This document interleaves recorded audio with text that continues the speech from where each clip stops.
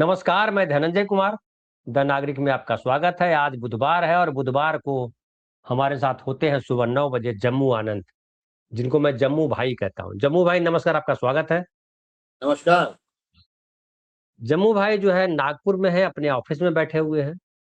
और जम्मू भाई के बारे में आप सब जानते हैं, लेकिन जो नए साथी जुड़े हैं उनको बता दूं कि जम्मू भाई जो नेशनल हॉकर फेडरेशन है उसके वाइस प्रेसिडेंट, और पूरी जिंदगी इन्होंने जो है हॉकर्स के लिए लड़ते हुए गुजार दी। या कहिए कि जिंदगी गुजार देने का मतलब ये होता है कि पूरी जवानी का वक्त जो है वहीं दे दिया। और जम्मू भाई आज भी उतने ही जोश से भरे हुए हैं, उतने ही आक्रोश से भरे हुए हैं जितना कोई युवा होता है।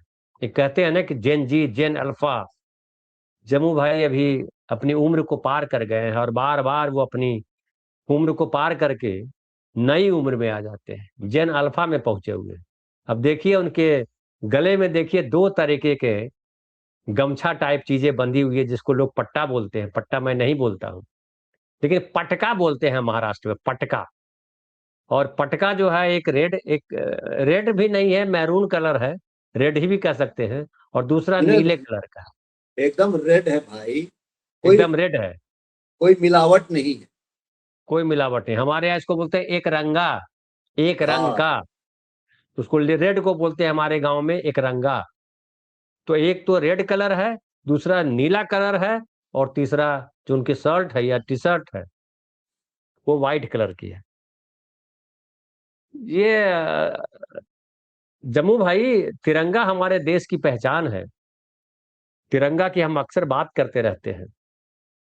भले आरएसएस लंबे समय तक तिरंगा ना फहराए आपके नागपुर शहर में, अपने हेड ऑफिस में, लेकिन तिरंगा हम सब के लिए, जो सही मायने में देश को की आजादी को समझते रहे, देश की आजादी का मतलब समझते रहे, जो संविधान को मानते रहे, उनके लिए तिरंगा बहुत महत्वपूर्ण कलर है। हरा तो नहीं है इसमें, लेकिन आपने लाल और नीला और हरा उजला, हालांकि तिरंगा जो हमारा उसमें चौथा कलर भी है, तिरंगा खाली नहीं है।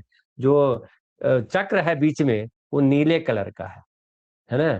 तो केसरिया, हम लोग बचपन में पढ़ते थे। कविता, एक बड़ी फेमस कविता है, केसरिया बल भरने वाला सादा है सच्चाई, हरा रंग है हरी हमारी धरती की अंगड़ाई, और चक्र कहता है कदम कभी न रुकेगा, हिंद देश का प्यारा झंडा ऊंचा सदा रहेगा।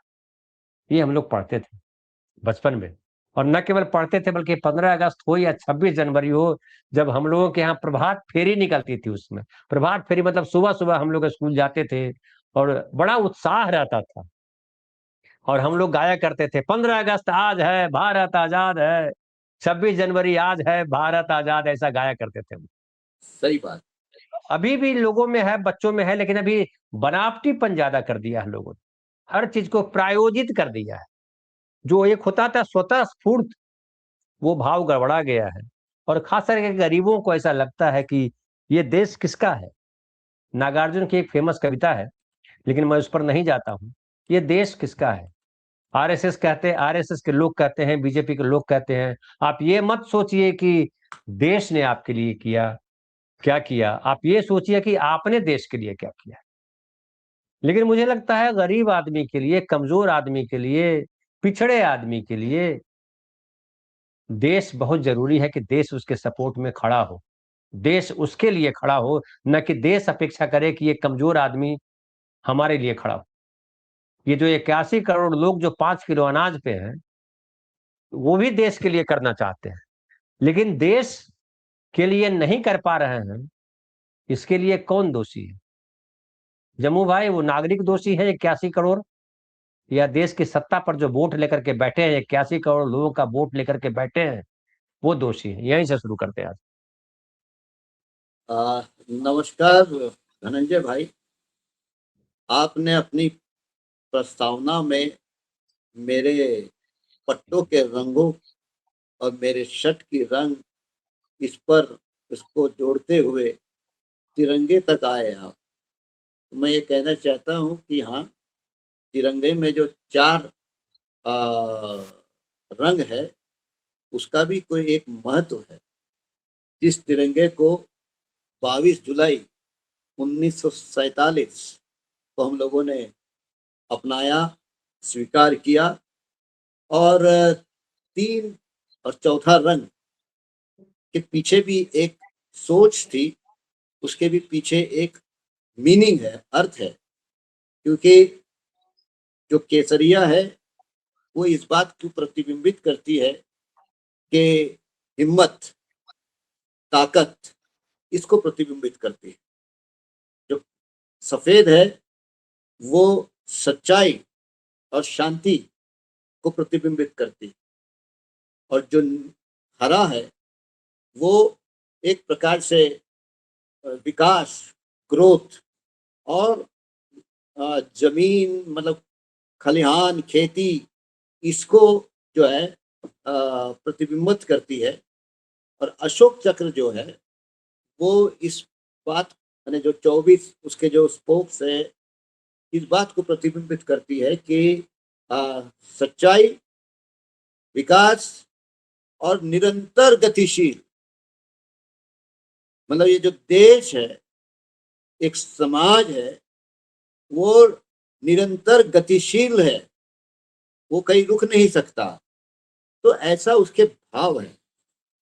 अब आपने मेरे पट्टों पे आ गए। अब ये जो पट्टे हैं मेरे, इसमें 2 रंग है, एक लाल और एक नीला।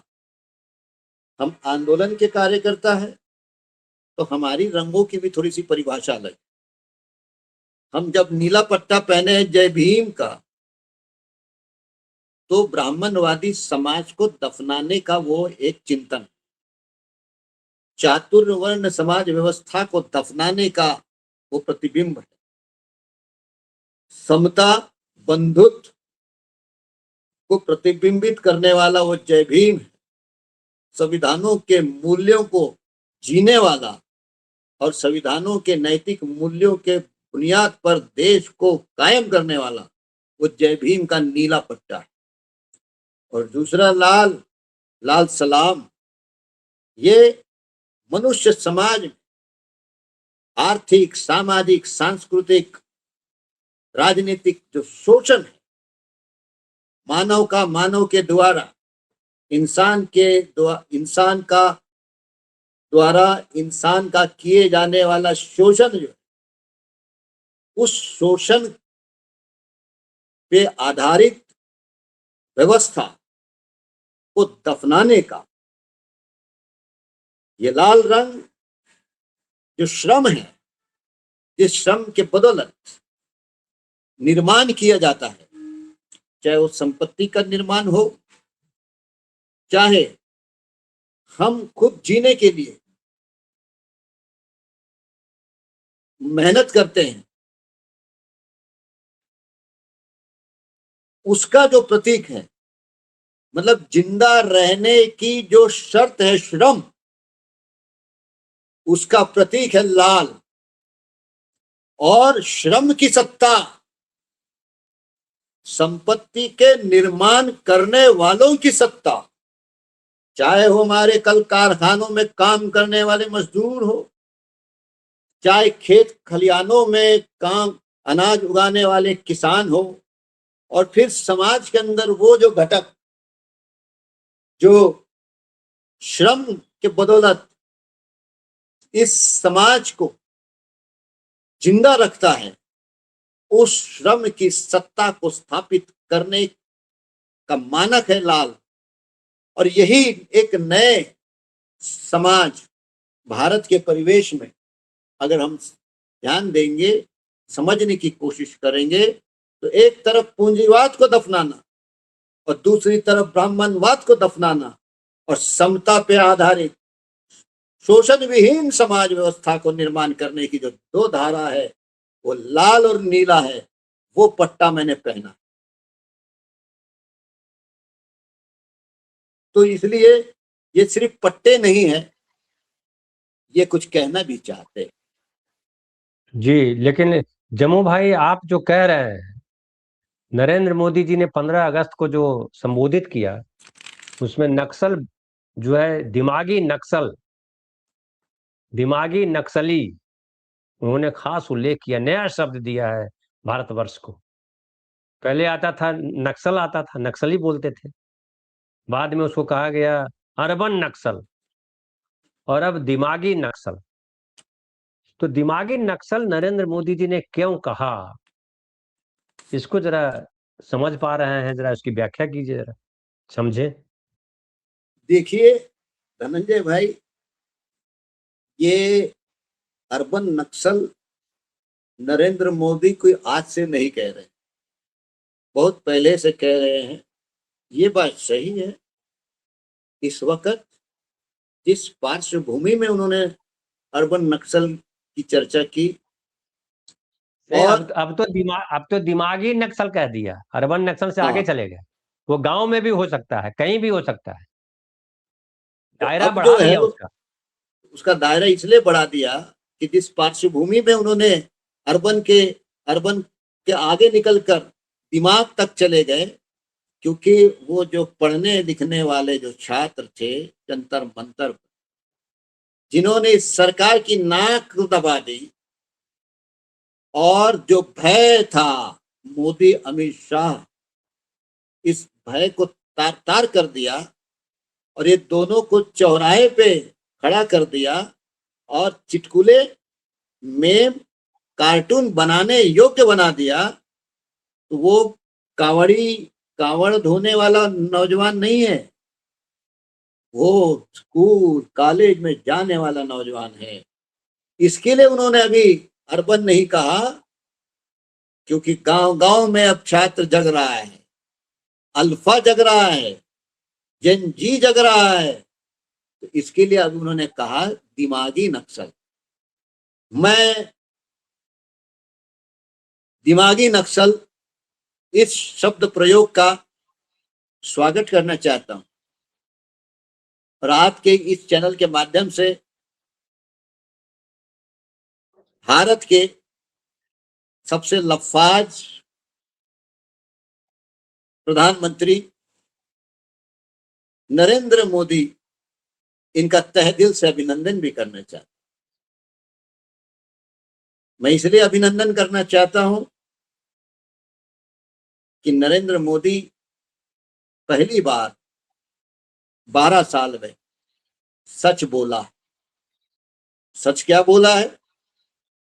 उन्होंने बोला पढ़ने लिखने वालों को ही दिमाग होता है, स्कूल कॉलेज जाने वालों को दिमाग होता है, संघर्ष करने वालों को दिमाग होता है, सरकार की नीतियों के ऊपर पहरेदारी करने वालों को दिमाग होता है, सरकार पे सवाल पूछने वालों को दिमाग होता है, अपने हक और अधिकारों को लेकर लड़ने वालों पे को दिमाग होता है। और उनके साथ जो फौज खड़ी है, उन्होंने बताया कि हमारे साथ जो फौज खड़ी है वो बेदिमाग और अंधभक्त है। इसके लिए मोदी जी, आपने सही पहचाना कि लड़ने वाले, संघर्ष करने वाले, सपने देखने वाले, इनको दिमाग होता है। भगवान के भरोसे नहीं रहने वाले। हाँ, भगवान के भरोसे नहीं रहने वाले। और जो क्या बोले उन्होंने, वो किसके बच्चे थे? वो वो जैविक नहीं थे ना, वो अजैविक, वो अजैविक थे, जैविक, non biological, non biological. Non biological. तो नॉन बायोलॉजिकल को दिमाग होता नहीं है, ये मोदी जी ने स्वीकार कर लिया। मुझे ऐसा लगता है कि 12 साल में मोदी जी की एकमात्र सबसे बड़ी उपलब्धि ये है कि उन्होंने दिमाग वाले और गैर दिमाग वाले और बेदिमाग वाले, हमारे यहाँ उसको बोलते हैं दिमाग से पैदल। हमारे नागपुर में भी कहते हैं यार ये दिमाग का पैदल है। तो दिमाग के पैदल वाले और दिमाग वालों को पहचान लिया, ये मोदी की 12 साल की एकमात्र सबसे बड़ी उपलब्धि है। इसके लिए मैं दिमागी नक्सल शब्द से बहुत खुश हूं। उन्होंने मुझको बेदिमाग और पैदल दिमाग वालों से बाहर कर दिया। मोदी जी को मैं तहे दिल से धन्यवाद देना चाहता हूं। जी जी, लेकिन मोदी जी सफाई दे रहे हैं कि हम जो कह रहे थे उसका मतलब ये नहीं है, उसका मतलब कुछ और था। बहरहाल, क्या आपको लग रहा है जम्मू भाई की, देखिए झारखंड में भी जो आंदोलन चल रहा था और लग रहा था कि मोदी जी को एक मिल गया है राहुल गांधी पे हमला बोलने का, या राहुल गांधी के हमले को कमजोर करने का, या उसको सही जवाब देने का मौका मिल गया है झारखंड में छात्र आंदोलन। लेकिन झारखंड के छात्र आंदोलन में ये चक्कर हुआ कि सारी मांगी छात्रों की मान ली गई। राहुल गांधी ने स्पेशल खत लिखा, बात भी की होगी, तमाम चीजें हुई होगी। और राहुल गांधी ने जो अपना ट्वीट किया, ट्विटर पे लिखा, उसमें उन्होंने बड़ा साफ साफ लिखा और कहा कि छात्रों ने संयम रखा और अपनी बात मनवाई। मुख्यमंत्री हेमंत सोरेन जी और झारखंड सरकार ने बातचीत का रास्ता चुना और समाधान निकला। सही तरीका यही है, छात्र सवाल पूछे तो जवाब मिलना चाहिए। हम देश के हर छात्र के साथ खड़े हैं और हम इस वसूली तंत्र को जड़ से बदल कर रहेंगे, ताकि हर छात्र को उसकी मेहनत का पूरा फल और निष्पक्ष प्रतिस्पर्धा का हक मिले। पूरे देश में ये सिस्टम बदलेगा। अब ऐसी व्यवस्था बनेगी जो छात्रों को आगे बढ़ाए, उन्हें पीछे न खींचे। तो एक तो झारखंड का जो छात्र आंदोलन था, जिसपे लग रहा था कि कुछ वहां से निकल आएगा, वो नहीं निकला, राहुल गांधी ने निकलने नहीं दिया। दूसरा ये है कि पूरे देश में आंदोलन, बिहार में भी देखिए आंदोलन शुरू हो गया है छात्रों का। पूरे देश में आंदोलन चल रहा है सरकार के खिलाफ। तो जो एक आंदोलन था इस देश में राम मंदिर को लेकर के, सांप्रदायिकता को लेकर के, आरएसएस के एजेंडा, कांग्रेस को बदनाम करने को लेकर के, क्या आपको लग रहा है कि जो आरएसएस और बीजेपी का, नरेंद्र मोदी जी का खास करके जो एजेंडा था, वो छूट गया? अब एजेंडा देश का बन गया शिक्षा, और नरेंद्र मोदी जी को नहीं चाहते हुए भी इस रास्ते पे आना पड़ेगा। देखिए धनंजय भाई, आपने जो कहा इसमें बहुत सारे सवाल छिपे हुए हैं। पहली बात तो ये है कि भाई, हमने और आपने जो कुछ पाया है वो संघर्ष से ही पाया है। चाहे आज़ादी हो, चाहे बोलने की आज़ादी हो, चाहे नागरिक होने की आज़ादी हो, चाहे लिखने पढ़ने की आज़ादी हो, अपने बेहतर जीवन को करने की संघर्ष हो, नया समाज के सपनों को देखने का संघर्ष हो, ये सारा जो हमने पाया है वो दान में नहीं पाया है, ना ही उपहार में पाया। मानव समाज का इतिहास है, सभ्यता का पूरा इतिहास है कि आज हम जो 21वीं सदी का जो समाज है, इस समाज ने इस रूप में आने के लिए, मैं समझता हूं कि मानव सभ्यता का सबसे स्वर्ण युग ये ही है। इसको हजारों साल का संघर्ष है और संघर्ष के बदौलत ही हम अपना हक और अधिकार पाते हैं। ये रास्ता कल तक चिढ़ाया जाता था संघर्ष करने वालों, उनको परजीवी, आंदोलनजीवी, न जाने क्या क्या। किसी देश का प्रधानमंत्री इस तरीके से इसी देश के संघर्ष करने वाले लोगों के साथ एक प्रकार से उनकी खिल्ली उड़ाता हो, इससे मतलब दकियानूसी कहो, शर्म की बात कुछ हो नहीं सकती एक देश के लिए। लेकिन जिसको कहते हैं कि लोग जो वंचित है, लोग जो परेशान है, वो ये समझते हैं, शायद व्यक्त नहीं कर पाते हैं भाषा से, लेकिन जब वो रास्ता चुन लेते हैं तो हम समझ लेना चाहिए कि उनको रास्ता मिल गया अपनी अवस्था से। और अवस्था तुलनात्मक है। उस अवस्था से बाहर निकलने का अगर कोई एकमात्र रास्ता है तो रास्ता संघर्ष का है, और दूसरा अकेले का नहीं है, सामूहिक है, और घर में बैठ के नहीं है, सड़क पे उतर के है। तो ये है, लोग संघर्ष करते आए हैं, करते रहेंगे, आने वाले दिनों में भी ये संघर्ष बेहतर समाज के लिए चलते रहेगा। अब आपने कहा कि दिल्ली का जंतर मंतर के आंदोलन जिस तरीके से भारत सरकार, मोदी सरकार कटघरे में खड़ी हो गई और बेआबरू होकर ये जो सत्र था रेनी सीजन का, वो देखे हमने कि बच्चे स्कूल में जरूर आए लेकिन क्लासरूम में नहीं गए, मास्टर ने एब्सेंटी लगाते चले गए। कुछ लोग वो होते हैं डुम मार देते हैं और स्कूल के बाहर, कॉलेज के बाहर कहीं चले जाते हैं,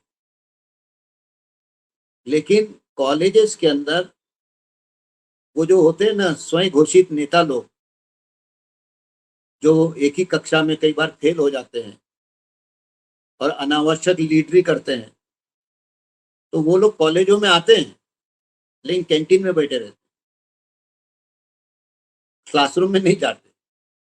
तो वैसे ही अमित शाह और नरेंद्र मोदी दोनों देश के बड़े मंत्री, एक प्रधानमंत्री, एक गृह मंत्री, बेशर्मी से कह रहे हैं, कौन कहता है कि हम पार्लियामेंट में नहीं आए?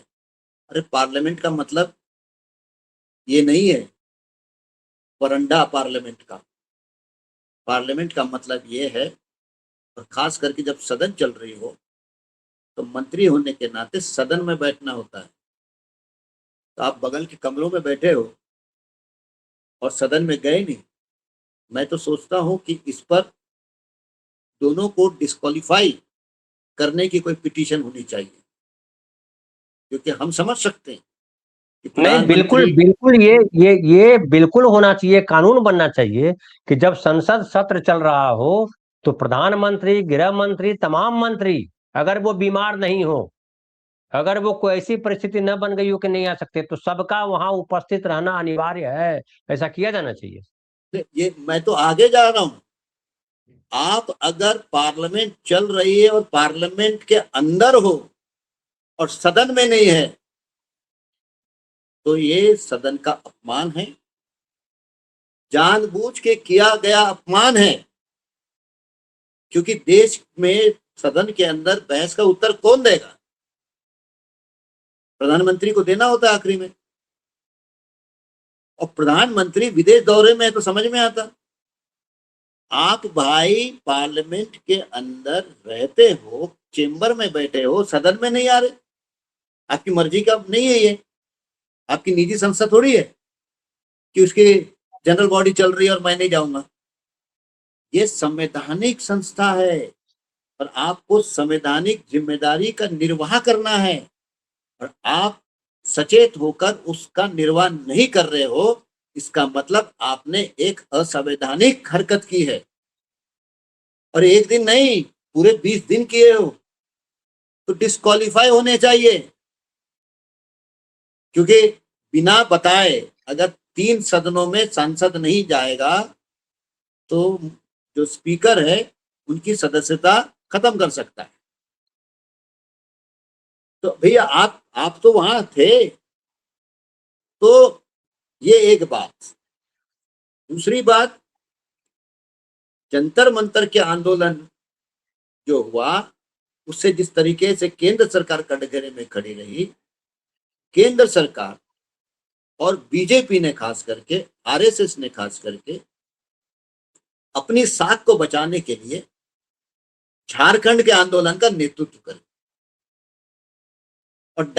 और डायनामिक्स देखिए इसमें कि दिल्ली के आंदोलन में नक्सली है, एंटी सोशल एलिमेंट और विदेशी फंडिंग, और झारखंड का नौजवान लगभग वही मांग कर रहा था, पेपर लीक, एग्जामिनेशन रद्द। तो वहां सब देशभक्त थे। और तो और यहां पर दिल्ली में अनेकों राजकीय पार्टी के नेताओं ने मंच पे जाकर अपना समर्थन जाहिर किया, लेकिन नेतृत्व देने का काम नहीं किया। लेकिन झारखंड में तो बीजेपी के बकायदा आला नेता लोग सड़कों पे बैठ गए मतलब झारखंड का जो आंदोलन है उसको बदनाम करने का काम भारतीय जनता पार्टी ने किया। कहीं ना कहीं भारतीय जनता पार्टी ने दिल्ली के वजह से जो किरकिरी हुई है उसके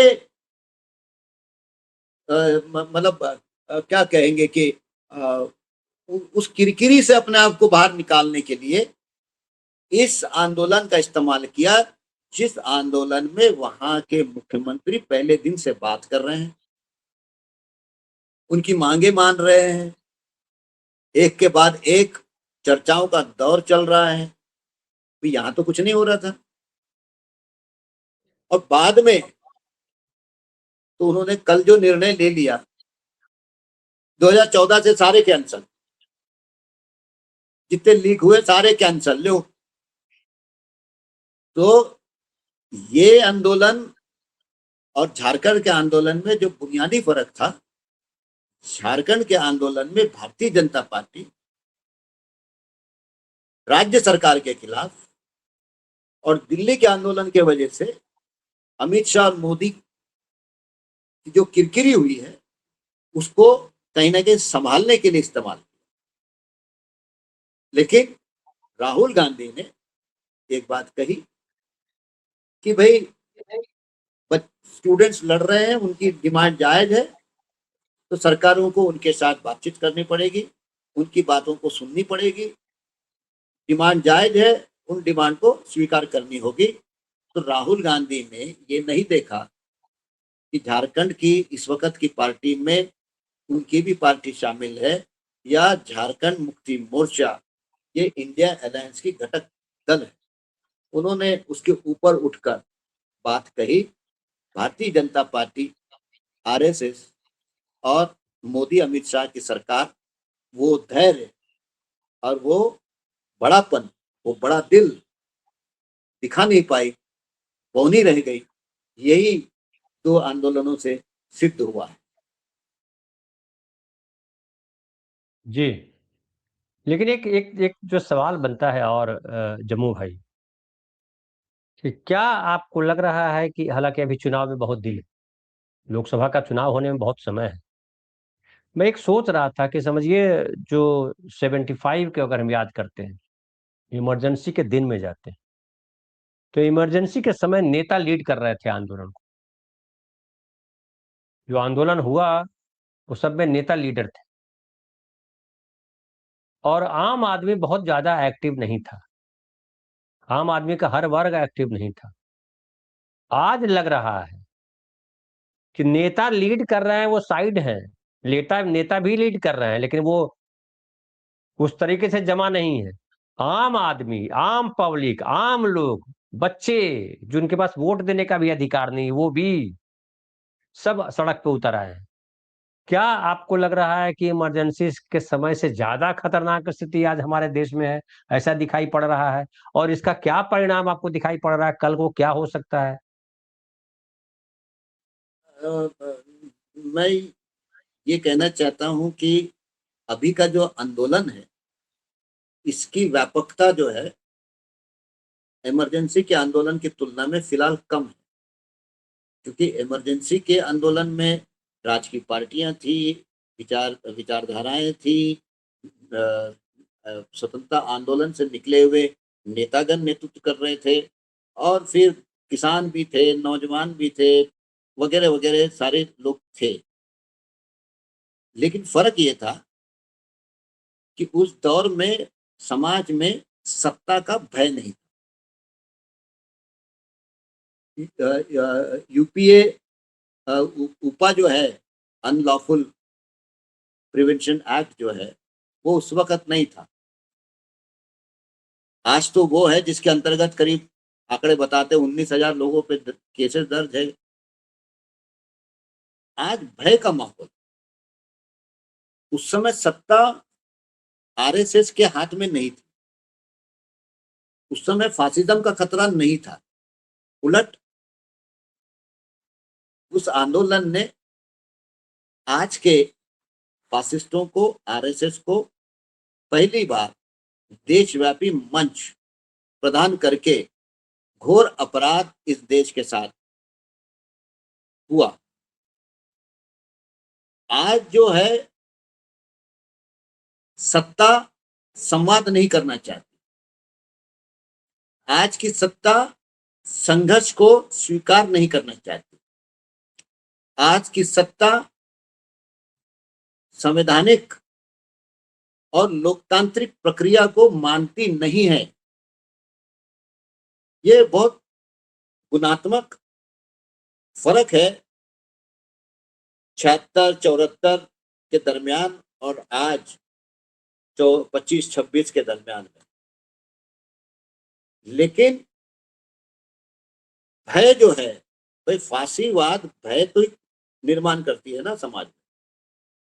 उस भय के खिलाफ जो नौजवान उठ के खड़ा हुआ, उसने एक प्रकार से समाज के अंदर का जो भय है उसकी सीटी बजा दी उसने, और उस वजह से लोकतंत्र जो है मजबूत हुआ।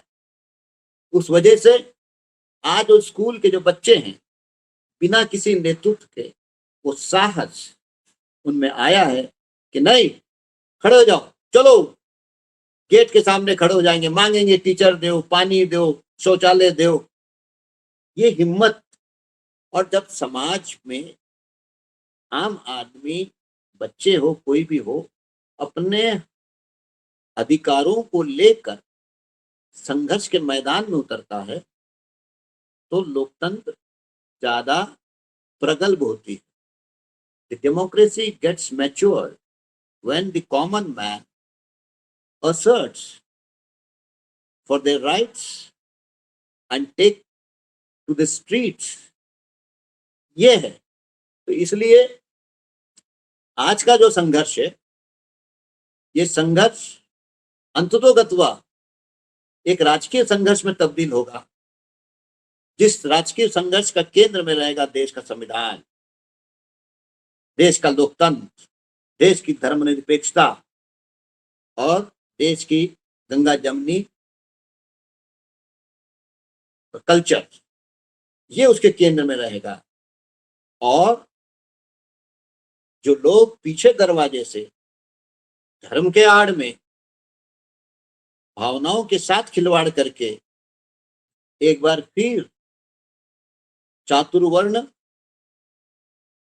ब्राह्मणिकल सोशल ऑर्डर और उच्च वर्णीय की सत्ता,